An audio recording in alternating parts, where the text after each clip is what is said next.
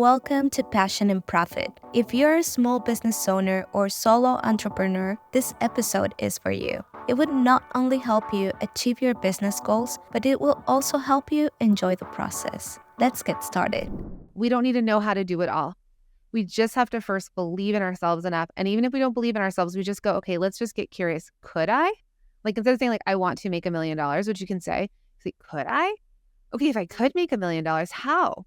Right? And you just get really curious. And if you fall down on your face or something doesn't happen or whatever, it's okay. Thomas Edison says he failed 10,000 times before he got it right. Passion and Profit with your host, Delmith Morales, the podcast for makers and manufacturers. Hi everyone, welcome to another episode. I'm your host, Delmith. This podcast is created by Inventora, the all-in-one inventory system for makers and manufacturers. Today we will chat and learn how to hit the $1 million mark in revenue with Jacqueline Snyder, founder of the Product Bus, who helps product-based businesses like me and you to grow their systems, visibility, and sales to create the life and business they want. And I know that the title of how to hit the $1 million mark is something that we all wish to hit. So that's why I wanted to invite Jacqueline and for you to tell us all your experience and what you have learned and how can you help us as business owners as well. So Jacqueline, thank you so much for being here. Delma, thank you for having me. So, before we start diving deep into how to hit the $1 million mark, I want to know who is Jacqueline and how the Product Bus was born. Thank you for asking. So, I'm a fashion designer and a maker and a creative by trade. I was raised by a creative person who, my mom, she would make things and try and sell them, but she didn't have the access to social media or, platforms like Etsy or, there was a way, it was the old school way where you had to, find the people and sell to them in real life.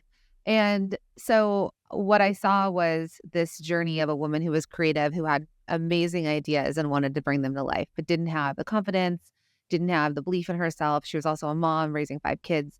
And so really from a really young age, I thought to myself, one, I want to be able to create safety and security in my own life by making my own money as a woman. I never wanted to be dependent on a man because of the way I was raised. And I wanted to just be able to have options and opportunities. And at the same time, I was a creative. So I ended up going to fashion design school. I worked as a designer for big brands and happened to, at a very young age, at 26, fall into coaching. Well, really, actually not coaching. It wasn't coaching then. It was actually doing. So people would hire me. I was in downtown LA in the fashion industry, and they would hire me to design and develop and produce their clothing lines. And so I've launched over 2,000 brands. So people have come to me with an idea, and over 15 years of that business, I would help them do that. And in that time, I was like, if I can do this for other people, I can do it for myself. So then I myself became my own product boss, and I launched Cuffs Couture, which is a wearable wrist wallet. Kim Kardashian, Carrie Underwood, tons of celebrities wore it. I sold all over the world, and I did it in a way of very much wholesale, but I was young, and I was sort of having my own family and all the things, right? And so I was a decade into business by myself, struggling through it, feeling really alone, complaining to my husband, and my husband's advice to me was well, then why don't you get a job? And I was like, no, dude, this is not I'm an entrepreneur at heart. I can't go back and work for someone. I just need to figure out how to make this thing happen. And so I found podcasts. I didn't know that they existed. This was about 8 years ago. But finally, I was able to hear people just like your podcast and my podcast. I could hear people speaking in the same language as me and struggling with the same things. And I stopped feeling so alone by listening to podcasts. But what I realized was there was a gap. Nobody was talking to physical product-based business owners. Everyone was talking about business and fewer service-based or digital marketing, but nobody understood exactly what you do at Inventora, where it's we have inventory that we have to carry, right? We have products sitting on shelves. There's a cost to shipping. The way we do business is totally different. We don't just build a funnel and hope for opt-ins, right? We have to do things differently. And so that's when about 7 years ago, realizing there was a major gap in the market, we created a podcast, and it was called The Product Boss, and it was for product-based business owners. But here's the other differentiator. If there were podcasts, they were an Etsy podcast or an Amazon podcast or a jewelry podcast. And I started this with a business partner. I've since bought her out. We're still friends, but we went our separate ways. Her and I both had very different ways of selling our products. She was Amazon and flash deal sites and subscription boxes, and I was more traditional direct to consumer, in-person markets, wholesale. And so what we did is we combined our knowledge. We're like, you can sell anything. You just need multiple channels to sell on. And so that's really, I think that was the birthplace of the Product Boss, the podcast, and the company as a whole. I love that. And I think who is the best teacher than people that actually have been living by themselves all of the things that are involved, right, in being a business owner. And I love that. So I know that you started with the podcast and with your own business. And I love that you say, no, I don't want to go back in a corporate job. I want to leave that behind. And sometimes for makers, that's really hard because we love what we do, but sometimes we see hard to hit this, to say, okay, I'm having an income of the things that I'm really love to do, right? So how did you get to that point to say, okay, I hit that, I'm doing what I love, and I'm also having an income from that? How did you get there? Well, first, I think what we have to realize is becoming entrepreneurs is courageous, right? A lot of times we feel like we don't have the confidence and we're doubting ourselves. But I'll tell you this quick story. I met a woman. She's in the Marines. She jumps out of off of ships into the ocean and out of helicopters. Okay. So things I will never do. I look at her and I'm like, she's a hero. She's courageous. She's amazing. And she's a mom. And then she said to me, she's like, I could never do what you do. What you do scares me. And I was like, what do you mean? She's like, being an entrepreneur is the scariest thing in the world to me. She's like, I like to know that I have my pension covered. People are going to hear this and they're going to be like, yeah, maybe we really should work for other people. But she's like, I have a set salary. I've got retirement. I've got a pension, all these things.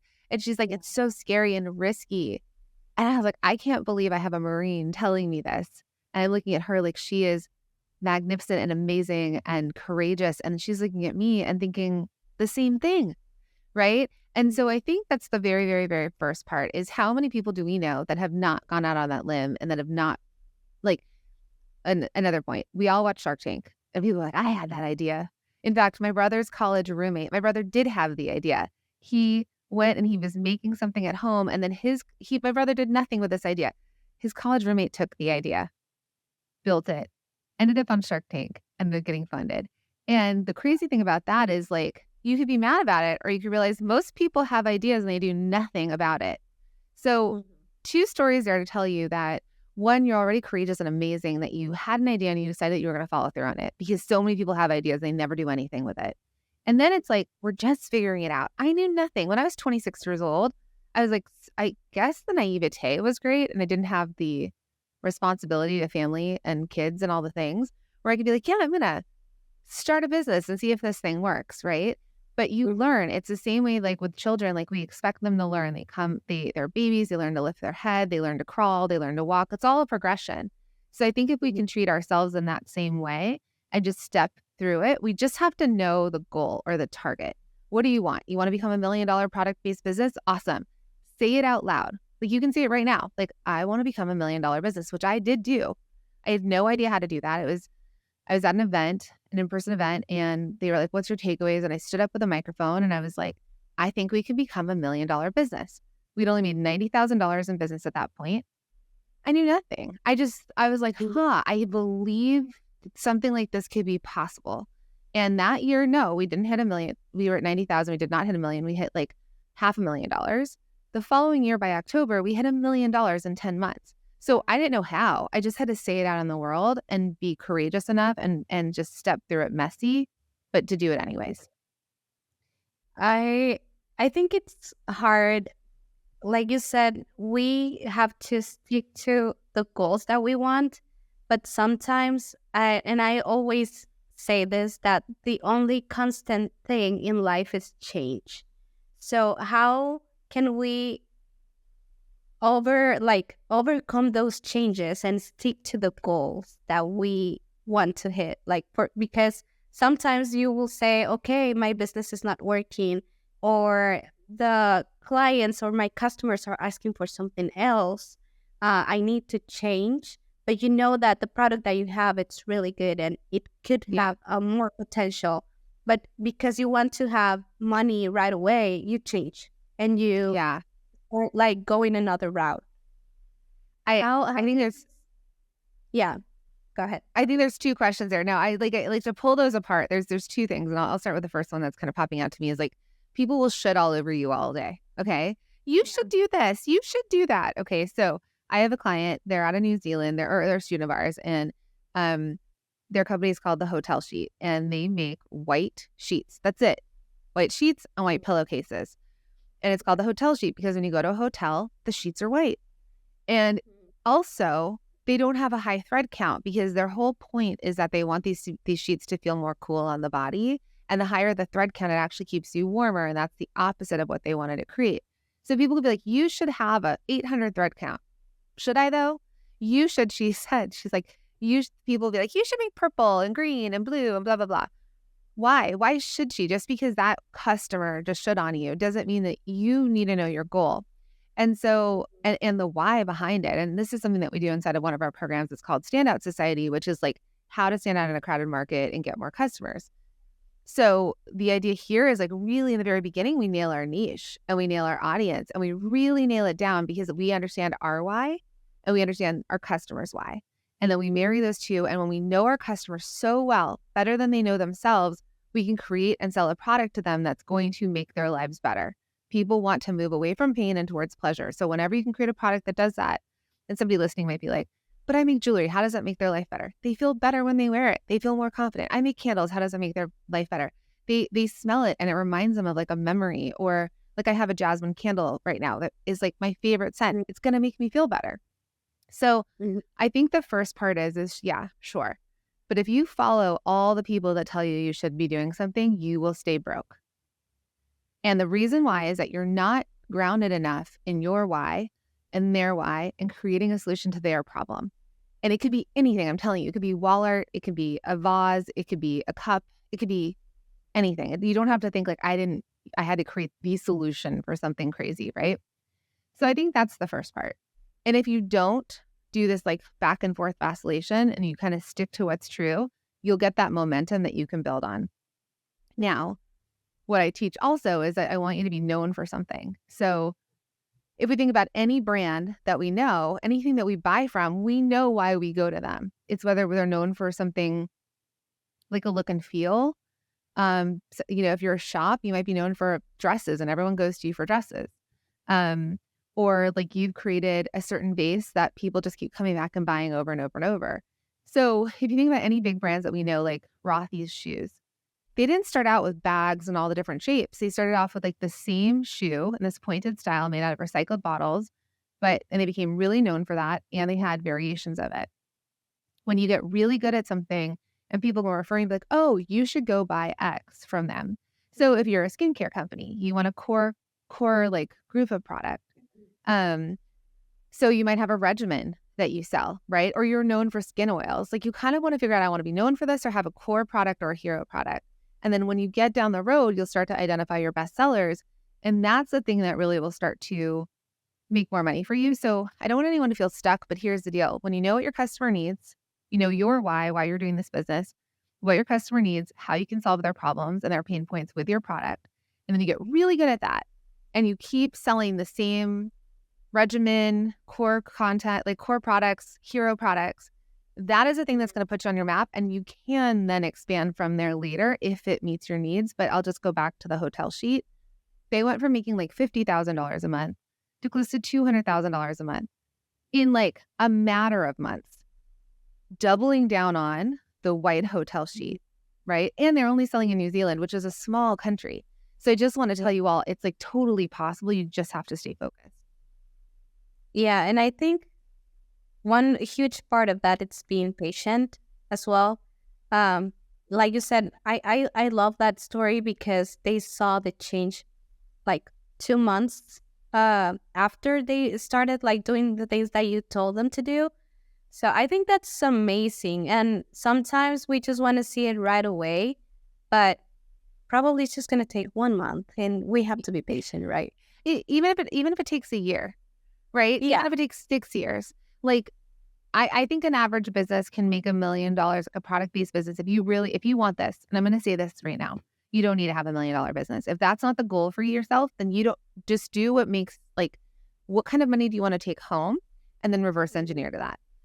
If you want $1 million business, it's totally possible too. But I have this sign. It's actually like a picture by me and then on my desktop and on my phone.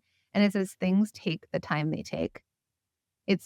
I bought it from an artist, like a local artist. And I was like, yeah, because I have such a lack of patience. And one day can feel like forever. Like it feels like everything broke today and we're never going to get there. And then tomorrow or like 3 weeks from now, I'm like, oh, we started moving in that direction. So exactly what you said about patience, or things take the time they take. We do need to remind ourselves that, because it's the same way back to that baby reference. It's going to take a child the time it takes to learn to walk. And some babies walk at 10 months and some babies walk at 18 months, right? And maybe they don't ever at all, but it's for them to, it's their own experience and their journey and their development. And I think we have to give ourselves that same grace and love that we would like a baby learning these things. Yeah. Yeah, I love that. And I love to have that analogy and treat us like we are also learning in the way, like in the process, right? So sometimes we're very hard with ourselves, and that it will be blocking us to have more success and to see the growth that we really want to have in our business. So going back to, how did you reach the $1 million mark with your business? Can you tell us a little bit about that experience, how it was, and what did you do? I said it out loud. So that was the first part. Yeah. So I was like, oh, I just have to say it and that's going to happen. Listen, this year has actually been a year where I'm working on, it sounds silly, but I've never understood manifestation. Like people talk about The Secret. I don't know if you remember The Secret. Like it was a book and then a movie, and it was like, make a vision board and then like all your dreams will come true. And like I've tried it, but I'm also so practical, and I grew up in trauma, and it doesn't, I'm like, just let go and have faith. Like it's not as integrated into me. And so this year, I'm like, okay, I'm going to learn about manifestation. I'm going to learn about letting go and being more hopeful. And I know it sounds real deep for your audience. It's just meeting me, but to be completely honest. So, because I used to think that it was all brute force, or like I had to do things and keep doing things to make something happen. And while I completely believe in hustling when you have to hustle, late nights at the office, I'm not like I'm going to work 3 hours a day kind of person and it's going to work for me. Some people can figure that out. Other people, I like it. Like I like being in my business. It's my thing. So what I'll tell you is that when I first started my companies, because I've been in business now for 2 decades, 20 years. When I first started, I thought, when I worked for other people, I thought I just want to make $100,000 a year. That was my goal, $100,000 salary or take home. It was a lot to me. And I was like, that's what I want. And with my other business, before I made like the shift and had to figure out like, okay, this isn't working, whatever, that was my goal. That was my max. So whatever my company had to be for me to take home 100,000. Then, like I told you at that one event, I surrounded myself with other people who thought bigger, who did it in different ways. I was exposed to all these different ways of doing things, which is why I really believe in community. That's why I've had my masterminds and my retreats and the courses that we sell and the communities we build. Because when you're surrounded by other people that are thinking bigger, or exposing you to things that you have no idea exist, you start to expand your mind and you start to go out to these like growth edges. So all I had to say first was, I think we could be $1 million business.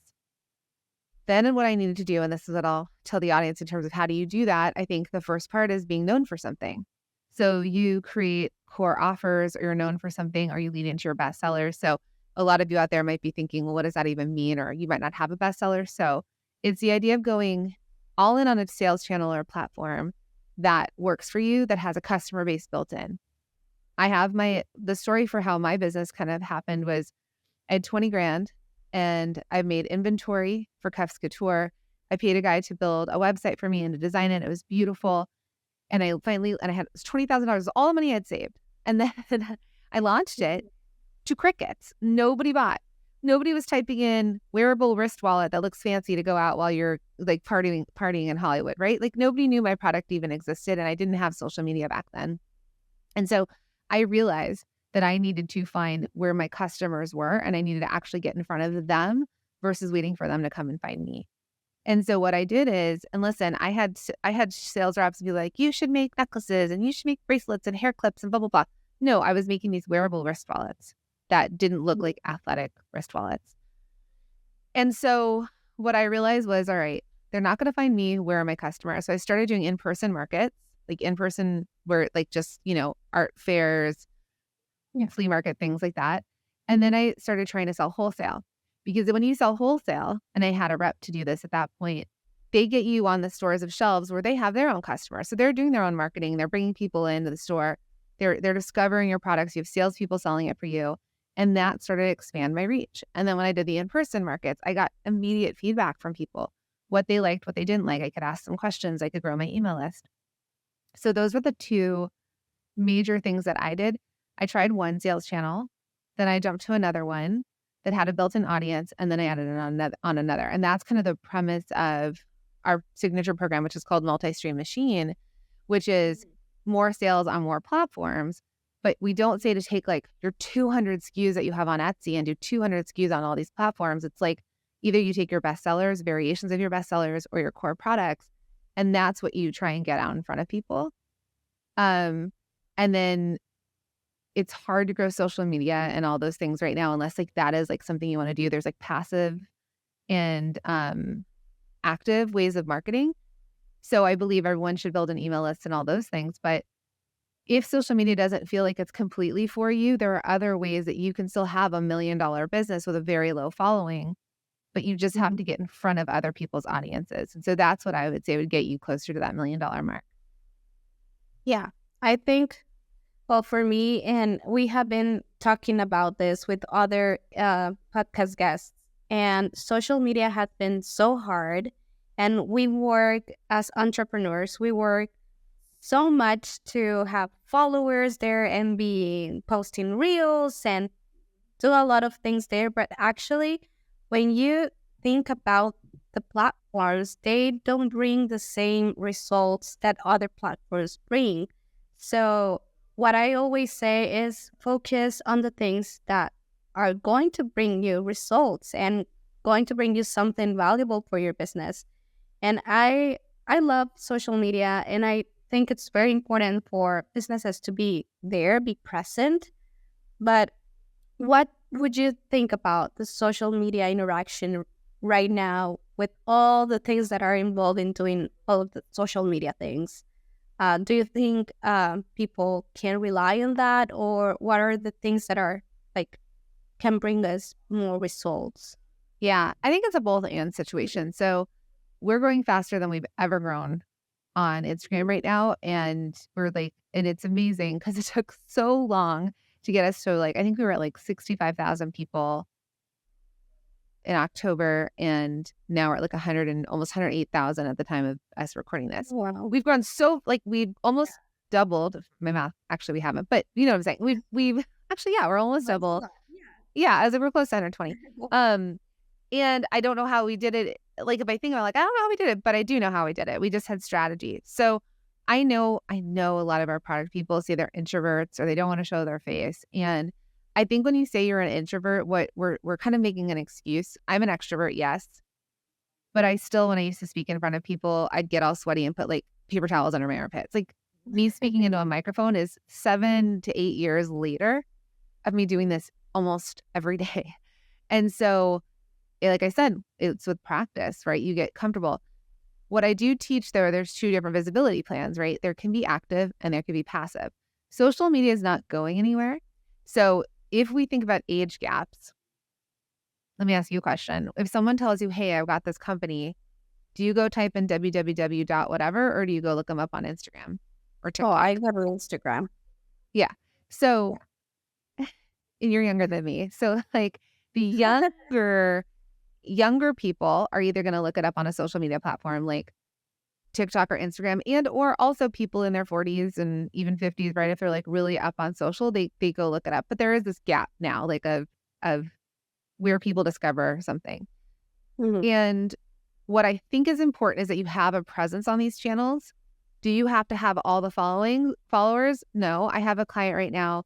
She sells lingerie. She sells on Amazon mainly. She has 1,800 followers. She makes $25 million a year. Wow. Okay. I have another client who, both of these are students of ours that have been in our programs. Another student, she did exactly what I taught. It's called static block. So she makes this hairspray that's supposed to get static out of your hair. Mhm. She had all sorts of products. She went through exactly what I teach, where it's like narrow it down, be known for something. So she took her best selling one SKU, got it onto Amazon. In 1 year, she replaced her full-time salary at her main job. She quit her job. She made $200,000 in her first year selling one product on Amazon. She has 24 followers. So That's crazy.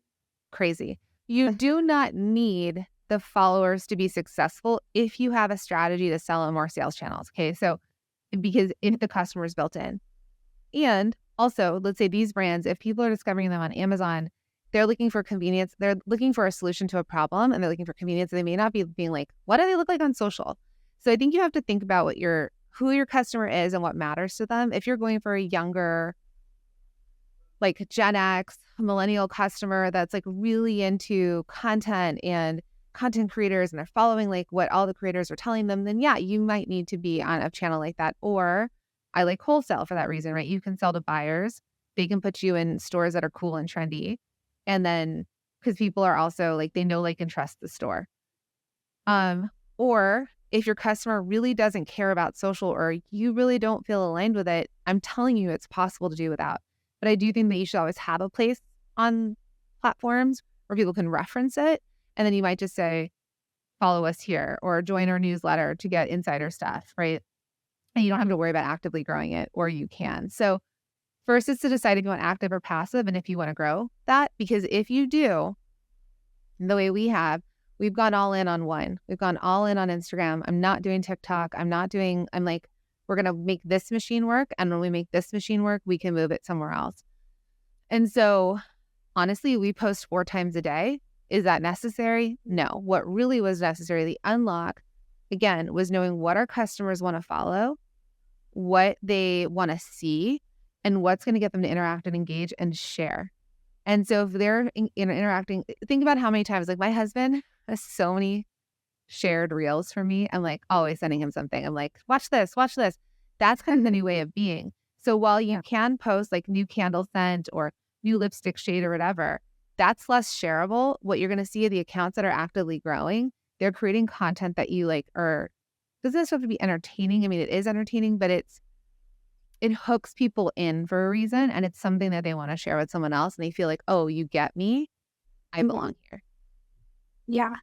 And going like with that, what that are you saying that you're saying? I know that, do you think it's better for us to try one thing first and then move to another thing if that doesn't work?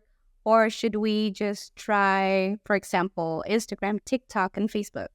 Or how can we work and be more efficient and seeing results? Like what's the best way to do that? Everything needs time. It goes back to our saying in the very beginning, it takes the time it takes. And a lot of times I'd rather you get curious than change. So if you're like, I keep doing this and it's not working, Instagram doesn't work for me or TikTok doesn't work for me. It's like, it works for a lot of people. And then we'll all make the excuses. Well, they got on when the algorithm was different and blah, blah, blah, right? No, it just depends on how much they wanted to learn about a platform and how consistent they wanted to be. And so I would tell you the more consistent you can be, but you have to be agile. So you have to be aware of what's happening on that platform. The same way that if you decided that you were going to sell on Etsy, you would learn about how to work on the Etsy platform. You're going to sell on Amazon, or you're going to sell direct to consumer and figure out your SEO. We figure these things out. And so the same thing for a marketing channel as like a social media platform. Now, they're tools. They are not your entire marketing plan. And I think that's the difference. People are like, I'm going to start a business and I'm going to get all the followers on Instagram, and that's how I'm going to do it. And they miss over these like core foundations of like, you need to grow an email list, because we've seen Meta crash multiple times in the last couple of years, right? TikTok's in the news. Like, are they going to stay? Are they going to go? So you don't own your customers. Yeah, you've got followers, but if they shut that down or you got hacked, which has happened, I'm going to knock on wood as I say this out loud, dead in the water. So do you have those people's email addresses? You will always have an asset, will be your email list. And even though I said it is harder to do a direct to consumer site, I do believe that you have your own website as well, because how do you catch the other people? I find your product in a store and I'm like, oh, this is cool. And I either go look you up on Instagram, or I check out your website, and then I start to learn more. And then if you give me an opt-in of like, join my list and get 15% off your first order, I'll be like, cool, I wanted to buy something, so here's my email address so I can get that discount. So I think it's consistency, and then learning about it and being like, I'm going to do this. I'm going to go all in. So I don't believe that you need a switch. I did try TikTok. I just didn't want to learn. I truthfully, a little bit lazy. Didn't want to learn that new platform. And we had already been growing Instagram. I was like, let's just get better at Instagram. And so, sure, people could be like, you're losing money, you're missing out on stuff. There's all these people over there. Sure. Or I can crush it where I currently am and keep working on more sales channels. To like, I have my traffic source, I've got my email, I've got my podcast, and I've got social, and we run ads. And then, so we have multiple ways. So I'm not saying it's like, we just have multiple ways of generating leads and generating customers. And then we have different ways that they can buy. Yeah, I completely agree. And it's totally fine to say, okay, I'm just gonna stick with Instagram, and I don't care if a lot of people or my competition is on TikTok and all of those social media platforms. And I think that's the hardest part, like to choose and say, okay, I'm gonna stick with it. But you are a clearly good example of people that really stick with one platform, and you did grow, right? And your decisions actually gave a good result, right? So I think that's a really good advice. So after that, you said a lot of things that helped you with your growth. But what were the things that you tried to avoid, or keep out of your business to get to that business growth? Well, you really have to keep your blinders on, right? So I think it goes back again to saying, people say you should do this, you should do that. If you create I work really well with creating a target goal. Like, so every year we figure out like, what is our revenue that year? Like, what are the things we want to do that year? And we really are like, hey, that's what we're going to do. So for me, I like to work backwards. So like, if I want to make, let's just say I want to make $1 million this year, like $1 million, then I'm going to work backwards, and I'm going to say, okay, if I want to make $1 million, then what do I need to do to get there? And so for product people, the idea will be like, okay, I need to make X amount per month. And you can split it evenly, but we know in product-based businesses, it's not the same consistently through a year. We've got like Q4 is our biggest time. In fact, statistics show that you can make double what you made the entire year between quarters 1 and 3 in Q4. So it might be like, I want to hit this amount per month because it's going to pay my bills. And then I have like either product launches or new color drops, or it's Mother's Day, right? And there's like things happening, there's sales that happen then. And then I plan according to that, and I work backwards. So I'm like, okay, I need to have $10,000 months. Actually, to get to $1 million business, you need to make $83,333 a month. Okay. But perhaps some months are 50K, and then some months are 120K, and some months are 200,000, right? It's all possible. I know these numbers are going to sound big, but like, if you want to make 10,000, it's $833, right? If you want to make 100,000, it's $8,333. And you just kind of keep working in these numbers. So I work backwards, I create the plan, and then we constantly do check-in. So every quarter we're like, where are we at? Okay, we hit it or we didn't hit it. Do we need to do different initiatives, other kinds of launches? So even, let's say right now with my team, we're like $10,000 under a goal that we had set for ourselves in one of our products. So we're like, great. Can we either get that product to make the 10,000, or do we need to run a promotion, or do we need to run marketing towards a different offer that is going to happen, right? Like maybe And maybe we push this other offer that we already made, like maybe we push it a little bit more. So then it's like that constant every month, like looking, okay, are we under, are we over? Can we cool it? Are we off? Why are we off? So again, I always get curious, and then I'm very much an action taker. No. Okay. I think that's so clear that I don't even know like what else to say. It sounds very simple, but I think you are explaining a lot of things that a lot of entrepreneurs need to have in mind. Like, just have clear what you really want. And if you want to hit 10 million or, 10K this month, what are you going to do with that? And I believe, I don't know if that's the right way, but if you put like short term goals and then just start moving from that, right? And you're going to start like baby steps, like you said, that analogy of the baby. If you start with baby steps, and then you're going to have the confidence to move forward and have more like risky goals, right? Yeah. Yeah. And I would say, one thing I tell people is that there's a glass ceiling that they talk about, especially for women, right? So, but I'm always like, there's Oprah's glass ceiling. It's like, what does Oprah make? She's like, maybe top of the women of like what she's made as a woman in business. And then there's like the glass ceiling when we work for someone else, because, women get paid 80 cents to the dollar as men and all these things. But then there's our own glass ceiling, right? And I'm like, I used to live on the East Coast. So when I was looking to buy houses, I remember going in this one house and I was like, this is like a murder basement, like drop ceilings, dark, dingy. There were weird like mannequin heads. It was very weird. That's what I imagine for the basement or the glass ceiling that we create for ourselves. We have such lower ceilings for ourselves. Like what's possible. Like I said, when I always used to think like, oh, I could only make $100,000. I was keeping myself on like this, I put my own lid on, right, to what was possible. I was the worst person for myself, where I was like, that's don't dream too big. Don't get too audacious. Like you'll never be able to handle that. So what I recommend to people in terms of like the glass ceiling is like, maybe we can smash it. Fine. Like that's we're all doing that together. But first, can we just lift the lid on the ceiling that we've created for ourselves? Can we just lift it up, look up at the sky and realize whether it's a cloudy day or not, there's always blue skies above the clouds. The sky is like infinite, and what is possible. And I'd rather us just get curious and say what's possible. I'm telling you, if you take anything away from this episode, is that we don't need to know how to do it all.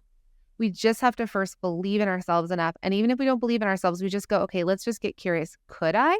Like instead of saying like, I want to make $1 million, which you can say, could I? Okay, if I could make $1 million, how? Right? And you just get really curious. And if you fall down on your face or something doesn't happen or whatever, it's okay. Thomas Edison says like he failed 10,000 times before he got it right. So the thing for us is the same thing. Like, let's give ourselves grace. Like, we are all learning.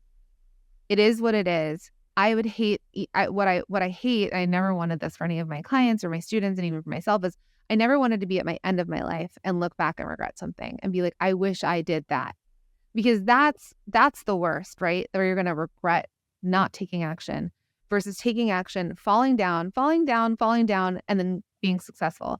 I've bought and I have sold companies. I have shut down businesses. I was like, done, Cuffs Couture. I just shut it down and donated the rest of the stuff to like a donation place. Yeah, it's like, here's 1,000 cuffs. I'm done with this business.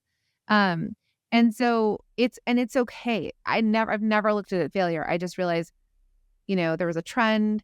Our phones got bigger. People were like, where do we put the phones? I didn't want to solve for it. I had 2 kids and I was like, you know what? I've done this. I brought this idea to life. I made money. I had countless celebrities wear it. Huge stores bought it. And now I'm done. And I'm going to figure out what's next. And so that's just like, hopefully you're taking that away as like, as our friend Taylor Swift says, right? There's so many eras. And so allow yourself to have these eras and learn, because everything's going to build on the other. I love that. I think that's such a great way to end the episode, because I think you are like a good example of a very clear-minded entrepreneur, and you're being successful, and it's so refreshing to hear the things that you're saying. If any other listener is feeling stuck or saying, I don't know if I should try it. I think it's so much better to say, could I, like you said, than saying, I should, what if, right? Or something like that, like regretting doing the things. Um, so I know that you have a lot of things to say, and we can learn a lot from you, Jacqueline. So I wanted to leave the people, if they're more interested in learning more about you and what you do with Product Bus, um, how the Product Bus can help the product-based businesses so they can know how to continue with the growth and everything that they want. Yeah, amazing. Thank you. So anywhere you listen to podcasts, or if you're listening to this, just hop on over, find the Product Boss as a podcast and follow the show. We are also on Instagram, like I said. So if you want to see like how many times we post today and all the things we do, it's at the Product Boss on Instagram. And then I wanted to offer your listeners, we have this amazing training, and it's really how to stand out in a crowded market and how to get more customers. And so I really believe this is like a fantastic foundational training that works for people if they have an idea or they're just starting out, all the way to people who are already $1 million business that feel like there's like a gap. Like, why is this feeling so hard? So it's for everyone in between. And it was something that I saw was really missing. Even with my really successful students, right? Like I would see that they were missing these core 4 foundations. So I love to invite all of you to it. It's totally free. So it's theproductboss.com/SOS, theproductboss.com/SOS. And come watch, learn.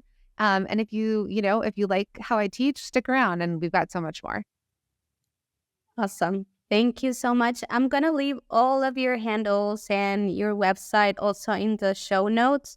So everyone, don't worry. You're going to have all the information there if you want to reach out to Jacqueline. But thank you so much for being here, Jacqueline. We appreciate all your knowledge and what you said. This episode was really good.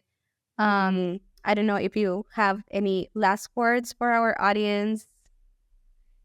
Just, like I said, it takes the time it takes, and action takers are money makers, right? So just keep taking action, listening to podcasts like this one and mine and anyone else that supports physical product-based businesses. We do business different, which is why Inventora is like so important also, right? Because we need help with inventory. Like this is not what service people deal with. So just keep taking action, right? Action takers are money makers, and you'll start to see things happen when you stay consistent. And thank you so much for having me on. No, thank you so much for accepting our invitation. So everyone, there you have my conversation with Jacqueline. I hope you find this episode helpful. Don't forget to subscribe, give us a follow, and if you like the episode, share it with your friends. Thank you for being here, and until next time. And if you're interested to learn more about Inventora and how we can help you with your inventory management, visit Inventora.com.